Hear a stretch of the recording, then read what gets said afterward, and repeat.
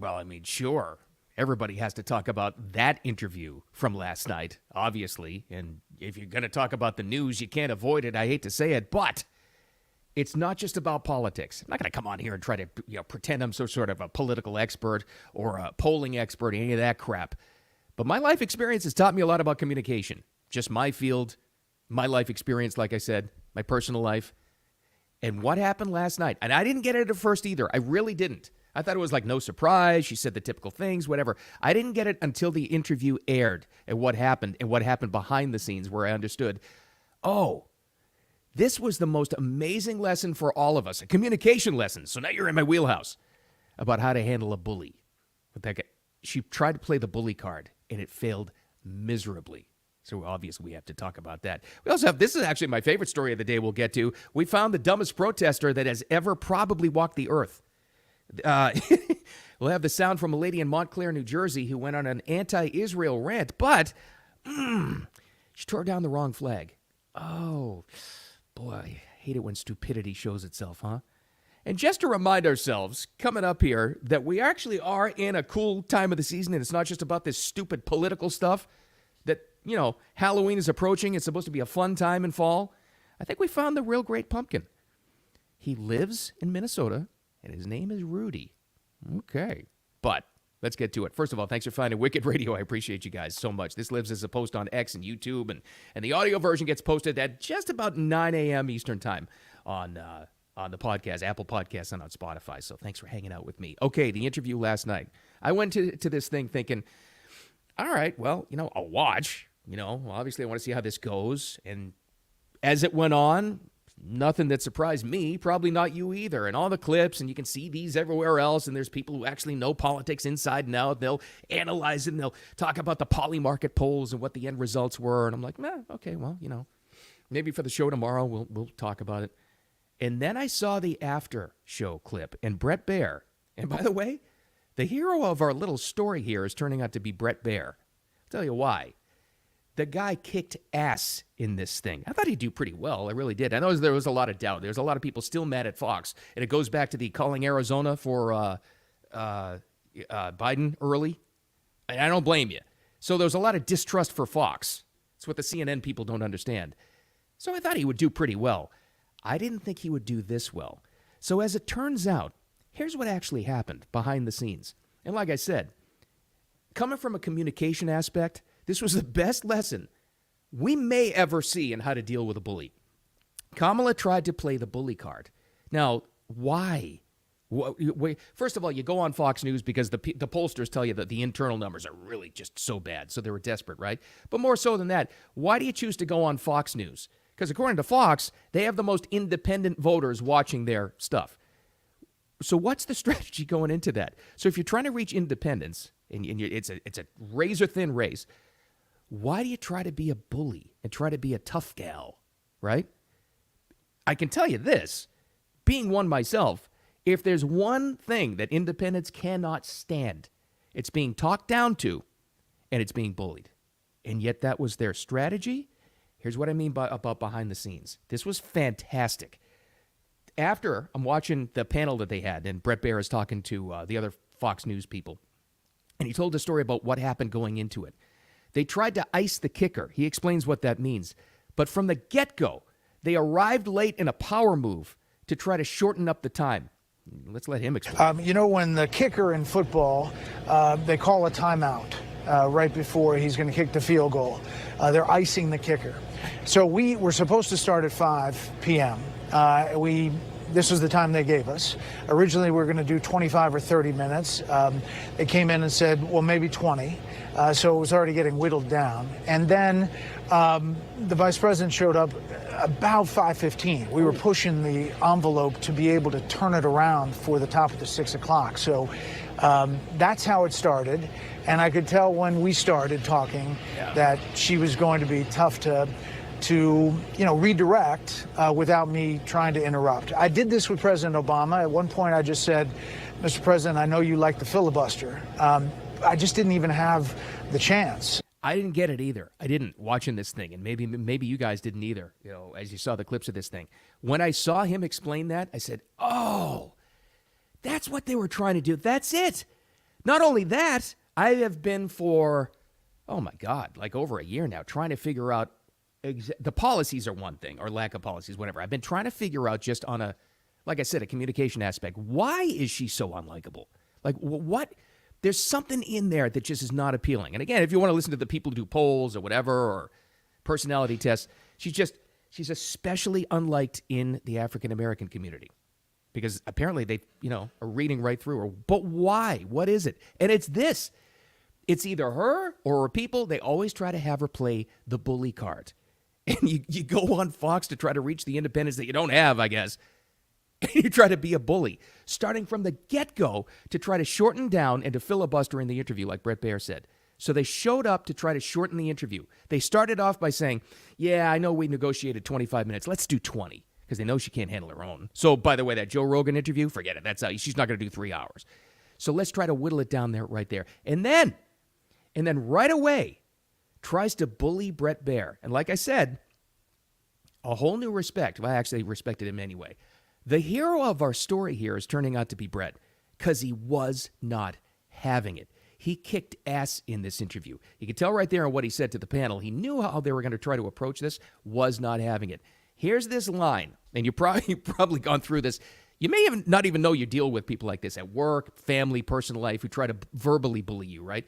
One of the classic lines that they will always try to pull is, we both know what I mean. You know what I'm talking about. They always do this because it puts you on edge. Well, the best way to possibly ever handle that is to say, no, you know what? Actually, I don't know what you're talking about. If you're turning the page, you've been in office for 3.5 years.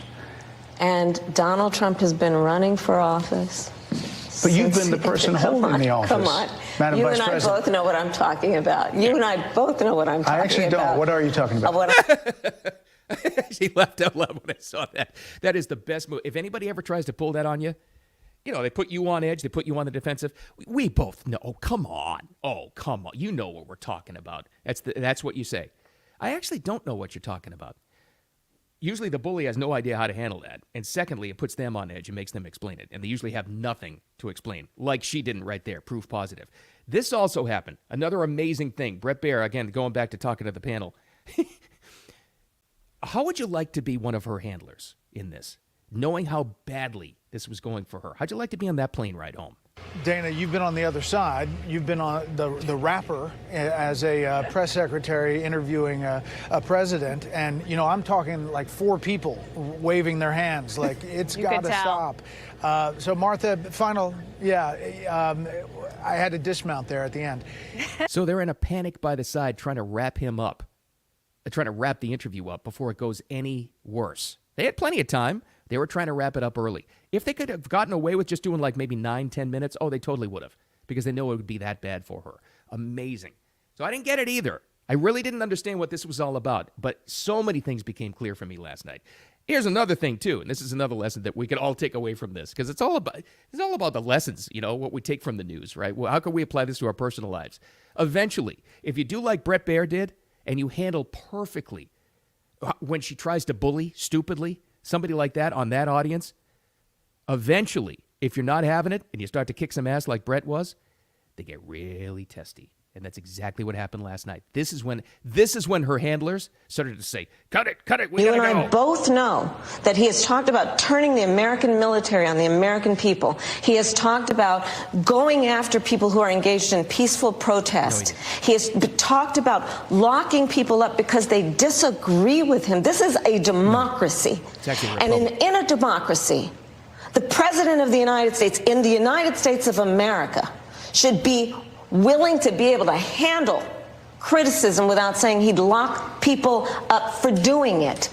So here's what set her over the edge, Fox, and I don't know whether her people thought this was coming or not, but they played a clip of him answering that question. Mr. President, it was some other town hall, I don't know, with Martha McCallum or something. Mr. President, your opponent says he will lock Americans up for disagreeing with you. And he completely denied it. That sent her over the edge. So when you push back against a verbal bully like that, they always fall apart. And that's why almost everybody except political operatives today are saying, boy, that was a fail.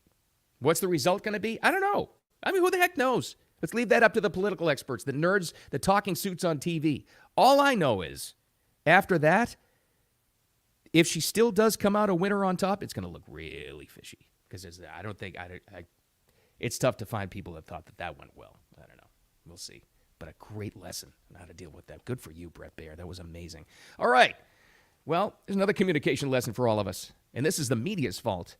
When you mix flat-out stupidity and this whole dumbing down of the populace, no, it's a real thing. That's absolutely. I mean, you know that movie Idiocracy? Oh, that's like real life. Like there's a concerted effort to make people more dumb and distract them for sure. When you combine that with righteous indignation and violent protest, you get some pretty bad results. And here's a great but comical result in that. This is when you mix protest with stupidity. You get this lady. Lady in Montclair, New Jersey, posted a video of herself, actually posted it until it was taken down, more on that in a second, of herself tearing down a banner string of Israeli flags outside a restaurant. She's been told by her friends and the news and people on TikTok that Israel's bad. She's been told that, right? So she's gonna rage. We're probably gonna see this after the election too. She's gonna rage. She's gonna show her support. She's gonna make a stand. Well, as it turns out, as she tore it down, that's not the Israeli flag. It's a Greek restaurant, and that was a Greek banner flag that she actually tore down. It stinks when idiocy proves itself in real life, doesn't it? I'm taking this down. What are they gonna do? They can't do that. I don't stand for this. There's genocide. I don't support it. This is not okay. This is Greeky. Who's this? This is Greeky. What? Greeky. Yeah. Oh, I thought it was Israel. My bad. My bad. At least she admitted she was wrong. You know, usually some of them would just, go even into more of a fit rage and start smashing windows or something. So she's dumb. Here's how you know, though, and I think we're starting to all learn, and I'm starting to get a sense of this too. Some of these videos, a lot of them, especially the ones that go on TikTok, are faked, right? There was less of a chance that this would be because she'd have to be in on it with the restaurant to fake this video. But here's how you really know that it's not fake. If it was faked, she would have left the video up. She removed her video off of TikTok and apparently blocked replies or something like this. That's how you know it was real. I mean, she was dumb enough to post it at first. She might have gone live. I don't know, but that's another lesson. How do you know a video is real when she does something stupid? When they actually take it down. There's idiocy in action. And unfortunately, I think we're going to see a lot more than that. All right. Let's not forget. Let's get out of politics and protests and all this other crap, right? For just a second. And remember for a time that we actually are supposed to be in a great time of the year outside of politics and elections and divide and protests and all that crap. We're getting closer to Halloween. It's a great time of the season. Fall is awesome. A little bit of Americana right here for you. Apparently, we found the Great Pumpkin. You know, like the Charlie Brown special? It's the Great Pumpkin, Charlie Brown. Well, the Great Pumpkin lives. He's in Minnesota, and his name is Rudy. We got to go to the Safeway World Championship Pumpkin Weigh-Off with this one. You're not going to believe how giant this thing is. All right. Are you guys ready? Oh, we are. Travis Ginger of Minnesota, here you go. 2471. 2471. Whoa. You heard it right. The thing weighed in at 2,471 pounds, a giant squash, which qualifies as a pumpkin. But this thing, I don't know how he grew it. Is this just like a little more miracle grow than water? I don't know, but it's kind of an awesome thing. I don't know how he got it there. I guess it was a crane and then a truck, but they did weigh it.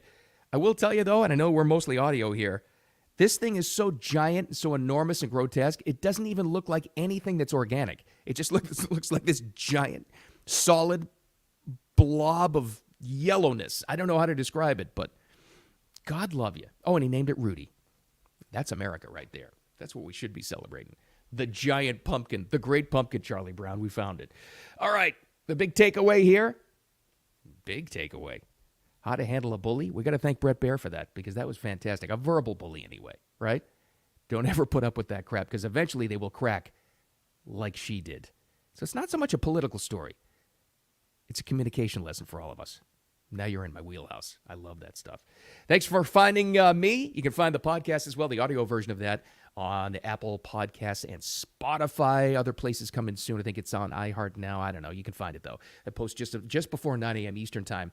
And this lives as a post on X and on YouTube as well. Thanks so much for sharing it along. And the reviews, downloads, appreciate that very much. Just to have some fun as we get through these crazy, crazy, wicked times together with Wicked Radio. All right, don't ever put up with a bully. Don't ever take any crap from anybody. Have a great day. Hey, tomorrow's Friday.